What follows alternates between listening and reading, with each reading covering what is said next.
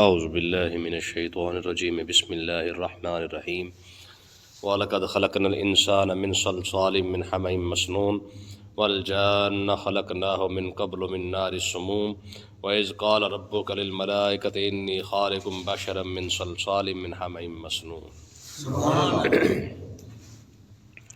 یہاں پہ اللہ تعالیٰ نے انسانوں کی یعنی حضرت آدم علیہ السلام کی پیدائش کو اور جنوں کی پیدائش کو بیان فرمایا ہے۔ آدم علیہ السلام کو کیسے پیدا کیا گیا اور کس طرح ان کی تخلیق ہوئی، تو یہ سارا کچھ اللہ تعالیٰ نے یہاں پہ بیان فرمایا ہے۔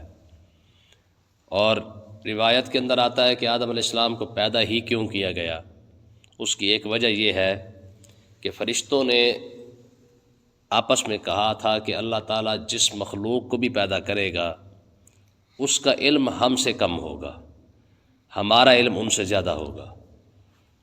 تو یہ فرشتوں نے کہا تھا۔ تو اللہ تبارک و تعالیٰ نے جب ان کی یہ بات سنی تو پھر اللہ تعالیٰ نے آدم علیہ السلام کو پیدا فرمایا۔ کس طرح پیدا ہوئے اس کے بارے میں قرآن مجید فرما رہا ہے، فرمایا وَلَقَدْ خَلَقْنَا الْإِنسَانَ مِنْ صَلْصَالٍ مِّنْ حَمَإٍ مَّسْنُونٍ، بے شک ہم نے انسان کو خشک بجتی ہوئی مٹی سے پیدا فرمایا ہے۔ مطلب کیا ہے؟ من حَمَإٍ مَّسْنُونٍ، جو ایسے سیاہ گارے سے بنائی گئی ہے جس سے بو وغیرہ آتی تھی، اس مٹی سے اللہ تعالیٰ نے انسان کو پیدا فرمایا ہے۔ کیا مطلب ہے اس کا؟ دیکھیں، جب اللہ تعالیٰ نے آدم علیہ السلام کو بنانے کا ارادہ فرمایا نا، ان کی تخلیق کا ارادہ فرمایا، تو حدیث پاک کے اندر آتا ہے کہ اللہ تعالیٰ نے ایک مٹھی زمین سے جو ہے وہ مٹی لی، اسی سے پھر جو ہے اس کو حضرت آدم علیہ السلام کو پیدا فرمایا۔ دوسری حدیث پاک کے اندر آتا ہے کہ اللہ تعالیٰ نے حضرت جبریل علیہ السلام کو زمین پر بھیجا، اور بھیج کر آپ کو فرمایا گیا، فرمایا جبریل جا کے زمین سے نا مٹی لے کے آ تاکہ میں انسان کو پیدا کروں۔ تو حضرت جبریل علیہ السلام جب مٹی لینے کے لیے آئے تو خاک نے، اس زمین نے اللہ کے حضرت جبریل علیہ السلام کو کہا کہ میں تجھے اللہ کا واسطہ دیتی ہوں، مجھے نہ لے کے جا، میرے اندر کمی بیشی نہ کر۔ تو یہ اللہ کا واسطہ سن کر واپس چلے گئے۔ تو اللہ تعالیٰ نے فرمایا جبریل مٹی نہیں لایا، عرض کی یا اے پروردگار، اس نے تیری پناہ کا واسطہ دیا تھا کہ میں اللہ کی پناہ مانگتی ہوں کہ تو مجھے نہ لے کے جا، تو میں نے اسے پناہ دے دی ہے، میں نے تیرا واسطہ مان کر اسے جو ہے وہ مٹی لے کے نہیں آیا۔ تو پھر اللہ تعالیٰ نے حضرت میکائیل علیہ السلام کو بھیجا، ان کے ساتھ بھی یہی معاملہ ہوا۔ تو زمین نے کہا کہ اللہ کا واسطہ مجھے نہ لے کے جا۔ تو جبریل علیہ السلام بھی، میکائیل علیہ السلام بھی، پھر اسرافیل علیہ السلام یہ بھی آئے، تو تینوں کو یہی جواب ملا، اور تینوں جو ہے وہ بغیر مٹی لیے واپس چلے گئے۔ تو پھر اللہ تعالیٰ نے حضرت اسرائیل علیہ السلام کو بھیجا، فرمایا کہ تو جا۔ جب یہ آئے اور انہوں نے آ کے جب مٹی لینے کی کوشش کی تو زمین نے ان کو بھی کہا کہ بھی تیری مہربانی، اللہ کی پناہ میں آتی ہوں، میں تجھے اللہ کا واسطہ دیتی ہوں کہ مجھے نہ لے کے جا۔ تو حضرت اسرائیل علیہ السلام نے ارشاد فرمایا جس کا تو مجھے واسطہ دے رہی ہے مجھے اسی نے بھیجا ہے، تو میں بھی اللہ کی پناہ مانگتا ہوں کہ میں اللہ کا حکم نہ مانوں۔ تو کیا کیا آپ نے؟ حضرت اسرائیل علیہ السلام نے چاروں سائڈوں سے جو ہے وہ تھوڑی تھوڑی مٹی لی اور اٹھا کے لے گئے۔ تو اللہ تعالیٰ نے ارشاد فرمایا کہ ہاں بھائی تو کیسے اٹھا کے لایا ہے؟ تو انہوں نے عرض کی کہ پروردگار، مجھے واسطہ تو اس نے دیا تھا زمین نے کہ نہ لے کے جا، لیکن میں نے بھی یہی جواب دیا کہ جس کا تو واسطہ دے رہی ہے مجھے بھی تو اسی نے ہی بھیجا ہے نا۔ تو اللہ نے ارشاد فرمایا پھر آج کے بعد تیرا کام یہی ہے کہ آج کے بعد جتنے انسان پیدا ہوں گے سب کی روح تو ہی قبض کرے گا۔ تب سے حضرت اسرائیل علیہ السلام کی پھر کیا کیا، یہ ڈیوٹی لگا دی گئی ہے۔ اب ہوا کیا؟ فرمایا وَلَقَدْ خَلَقْنَا الْإِنسَانَ مِنْ صَلْصَالٍ، ہم نے انسان کو بجتی ہوئی مٹی سے پیدا کیا ہے۔ آپ نے دیکھا کبھی جب گھڑے تھے نا، گھڑے جب خشک ہو جاتے ہیں تو اس کو جب اوپر سے تھوڑا سا ہاتھ مارے تو وہ کیا ہوتا ہے، اس کی آواز بجتی ہے، ٹھیک ہے نا، یعنی آواز کے اندر تھوڑا سا سوز پیدا ہو جاتا ہے، تھوڑا سا آواز پیدا ہوتی ہے۔ تو ہوا کیا کہ حضرت آدم علیہ السلام کی جب مٹی لائی گئی نا ان کو پیدا کرنے کے لیے، اس کو پھر جناب جب گارا بنا دیا گیا تو اللہ تعالیٰ نے فرمایا اسے پھر چھوڑ دو۔ اب 40 دن تک جو ہے وہ اس کو دھوپ پہ رکھ دیا گیا۔ 40 دن تک جناب وہ کیا ہوا، وہ مٹی ساری کی ساری خشک بھی ہو گئی، اور خشک ہونے کے ساتھ ساتھ اس کا رنگ جو ہے وہ بھی سیاہ ہوتا گیا۔ تو ہوا کیا، جب سیاہ ہو گیا رنگ سیاہ ہونے کے بعد پھر اللہ تبارک و تعالیٰ نے فرمایا اب اسے بنانے جو ہے وہ شروع کیا. پھر اللہ تعالیٰ نے اپنے دست قدرت سے آدم علیہ السلام کی تخلیق فرمائی. ٹھیک ہے, تو یہ سارا واقعہ ہے کہ آدم علیہ السلام کی پیدائش کیسے ہوئی ہے, یعنی ان کے جسم کو کیسے بنایا گیا. تو اللہ تعالیٰ نے ارشاد فرمایا کہ من حمأ مسنون, ایک تو وہ سیاہ مٹی تھی اور مسنون اس سے بو بھی آ رہی تھی. مطلب کیا ہے کہ چاروں سائڈوں سے لی گئی ہے, زمین سے جب مٹی لی گئی ہے تو اس وجہ سے آقا علیہ السلام نے ارشاد فرمایا یہی وجہ ہے کہ ابن آدم کے رنگ بھی مختلف ہی ہے, کوئی گورے رنگ کا ہے, کوئی کالے رنگ کا ہے, کوئی کیسا ہے, کوئی کیسا ہے. فرمایا وجہ اس کی کیا ہے, صرف یہ وجہ ہے کہ لوگوں کے رنگت اس لیے مختلف ہے کیونکہ آدم علیہ السلام کو جو پیدا کیا گیا ہے وہ مختلف قسم کی مٹی سے پیدا کیا گیا ہے. میں اس مختلف مٹی کی وجہ سے جو ہے وہ اللہ تعالیٰ نے جتنے بھی انسان پیدا ہوئے ہیں سب کے رنگ بھی ایسے ایسے بنا دیے ہیں. تو اللہ تعالیٰ نے ارشاد فرمایا یہ تو انسان کی پیدائش ہے. فرمایا کہ وَلَقَدْ خَلَقْنَا الْإِنسَانَ مِنْ صَلْصَالٍ مِنْ حَمَإٍ مَسْنُونٍ, کہ ہم نے انسان کو بجتی ہوئی مٹی سے یعنی آواز والی مٹی سے بھی پیدا کیا, اور مِنْ حَمَإٍ مَسْنُونٍ, اور ایسے سیاہ گارے سے پیدا کیا ہے جو کیا کہتے ہیں بو والا بھی تھا, جسے بو بھی محسوس ہو رہی تھی. اب یہ انسان کی پیدائش ہے. آگے جنات کے بارے میں کیا فرمایا, فرمایا وَالْجَانَّ خَلَقْنَاهُ مِنْ قَبْلُ, ہم نے آدم سے پہلے جنات کو پیدا فرمایا ہے. اور کیسے کیا, فرمایا مِن نَارِ السُّمُومِ, فرمایا کہ ہم نے اسے بغیر دھوئیں والی آگ سے پیدا کیا ہے. یہ جنات اور شیاطین ہے یا یہ شیطان ہے, یہ آدم علیہ السلام سے اس کو پہلے پیدا کیا گیا ہے. ٹھیک ہے, لیکن ہوا کس طرح پیدا ہوا ہے تو اس کے بارے میں اللہ نے ارشاد فرمایا من نار السموم, یعنی ہم نے شیطان کو ایسی آگ سے پیدا کیا ہے جس کے اندر دھواں وغیرہ نہیں تھا.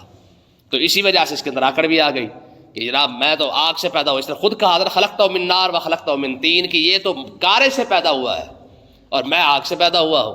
تو یہ اس کا فخر تھا.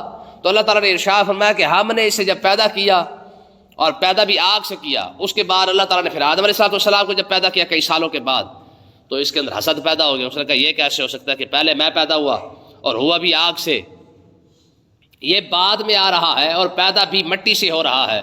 رب ساری عزت سے عطا فرما رہا ہے. تو اس وجہ سے اس کے اندر جو ہے حسد پیدا ہوا. تو ایک تو وہ فرشتوں کا جواب بھی تھا کہ فرشتوں نے کہا تھا کہ جتنی بھی مخلوق پیدا ہونی ہے سب کا علم جو ہے ہم سے کم ہوگا, ہمارا علم سب سے زیادہ ہوگا.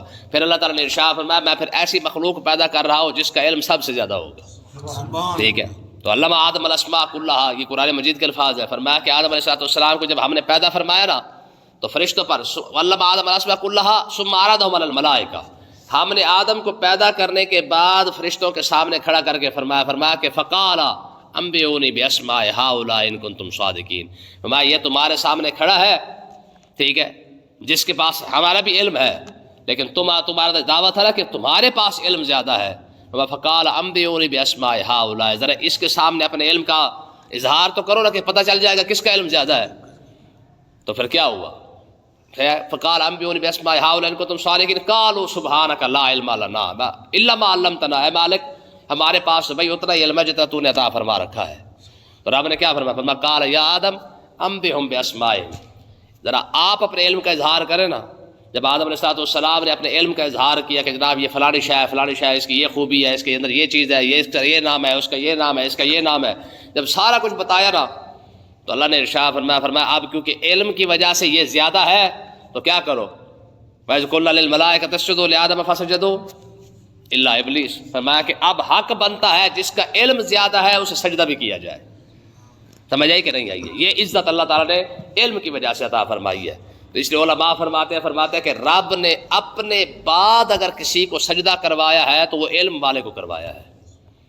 ٹھیک ہے, جس کے پاس علم ہے رب نے سجدہ کرنے کے قابل بھی اسے بنایا ہے. تو اس کا مطلب یہ ہے کہ اگر کسی شخص کو عزت چاہیے یا عظمت چاہیے, جو کچھ بھی چاہیے, پہلے وہ علم حاصل کرے. کون سا؟ یہ والا. ٹھیک ہے, پہلے وہ یہ علم حاصل کرے. علم حاصل کر کے جتنا علم حاصل کرتا جائے گا رب اتنی زیادہ اسے عزت عطا فرماتا جائے گا. کیونکہ آدم علیہ السلام کو جو رب نے عزت عطا فرمائی ہے وہ علم کی وجہ سے عطا فرمائی ہے. تو بہرحال اللہ تعالیٰ نے ارشاد فرمایا کہ ہم نے شیطان کو پیدا فرمایا لیکن کیسی آگ سے پیدا کیا, جو بغیر دھوئیں والی تھی, اس کے اندر دھواں نہیں تھا, ایسی آگ سے ہم نے اسے پیدا فرمایا ہے. اور اللہ تعالیٰ نے ارشاد فرمایا وَإِذْ قَالَ رَبُّكَ لِلْمَلَائِكَةِ, فرمایا کہ اے محبوب ذرا وہ وقت بھی یاد کرے جب تیرے رب نے یہ بات فرمائی تھی. کیا کہ فرشتوں سے کہا تھا انی خالقم بشرا، میں ایک انسان کو پیدا کرنے والا ہوں، اور من سلسال من حمأ مسنون، وہی الفاظ جو پچھلی آیت کے اندر آئے ہیں، ایک بجتی ہوئی مٹی سے جو سیاہ بدبودار بھی ہوگی، اسی مٹی سے میں اس کو پیدا کروں گا، لیکن ہوگا کیا؟ فرمایا فَإِذَا سَوَّيْتُهُ، جب میں اسے ٹھیک ٹھاک بنا لوں، اس کے ہاتھ، اس کے کان، اس کے آنکھیں، اس کے پاؤں، اس کا جسم جب ٹھیک ٹھاک بن جائے، وَنَفَخْتُ فِيهِ مِن رُوحِي، اور میں اپنی طرف سے خاص قسم کی روح اس کے اندر ڈال دوں، فَقَعُوا لَهُ سَاجِدِينَ، تم نے کیا کرنا ہے؟ تم نے فوراً سجدے میں گر جانا ہے۔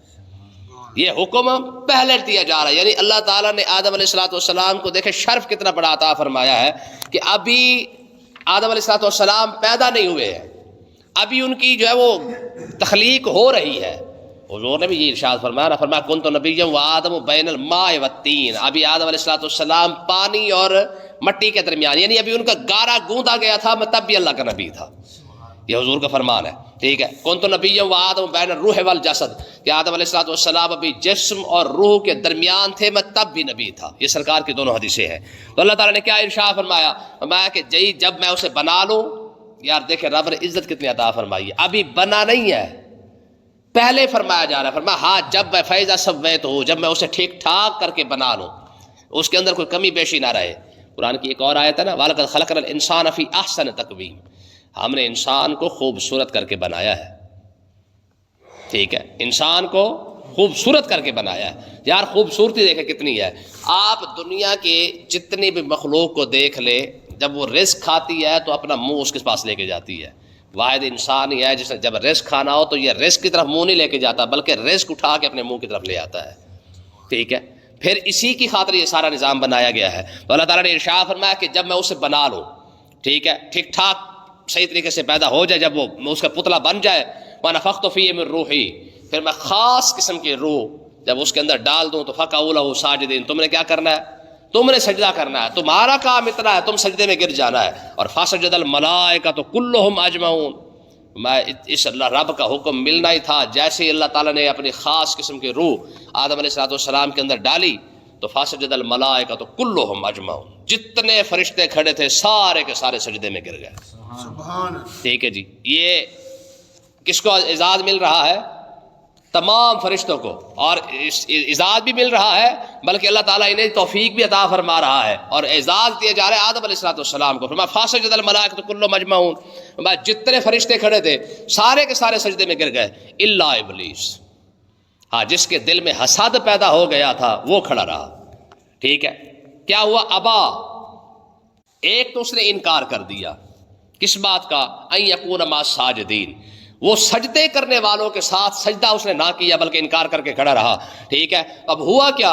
اللہ تعالیٰ نے جیسے ارشاد فرمایا تھا بھائی سجدہ کرو، اب دیکھیں نا، ماننے والا بندہ تو بھائی یہ نہیں دیکھتا بھی مجھے کیوں حکم دیا جا رہا ہے، ماننے والا تو یہ دیکھتا ہے بھی مجھے بس کہا جا رہا ہے، جب کہا گیا ہے تو اس میں کیوں کیا والی بات نہیں ہوتی ہے، سمجھ آئی کہ نہیں آئی ہے؟ جب اللہ تعالیٰ کا حکم آ گیا کہ سجدہ کرنا ہے تو کرو، ٹھیک ہے نا۔ تو یہ اللہ تعالیٰ نے فرمایا کلہم اجمعون، ایک فرشتہ بھی ایسا نہیں تھا جس نے سجدہ نہ کیا ہو۔ تو اس کا مطلب یہاں سے پتہ کیا نکلا کہ فرشتے جتنے بھی تھے وہ سارے کے سارے کیونکہ معصوم عن الخطا تھے، تو اللہ تعالیٰ نے انہیں سجدے کی توفیق جیسے حکم دیا، سارے کے سارے فرشتے کیا ہوئے؟ سجدے میں گر گئے، الا ابلیس، بنا جو آگ سے تھا، ٹھیک ہے۔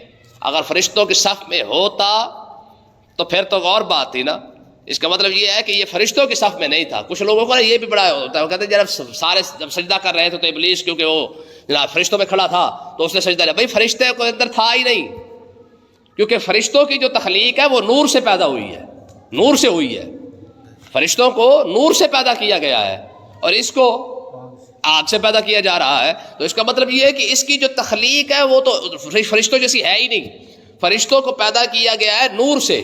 حدیث پاک کے اندر آتا ہے، فرمایا کہ اللہ تعالیٰ نے ایک ایسا فرشتہ پیدا کیا ہے، ٹھیک ہے، کہ وہ اتنا بڑا ہے جس کی حد ہی کوئی نہیں ہے۔ اس کو حکم کیا دیا جاتا ہے کہ وہ جناب نہر میں غوطہ لگاتا ہے، غوطہ لگا کے باہر نکلتا ہے، پھر وہ اپنے جب پر جو پھڑ پھڑاتا ہے اور جھڑتا ہے نا تو اسے جتنے بھی قطرے گرتے ہیں اللہ تعالیٰ ہر قطرے سے ایک فرشتہ پیدا فرما دیتا ہے، ٹھیک ہے۔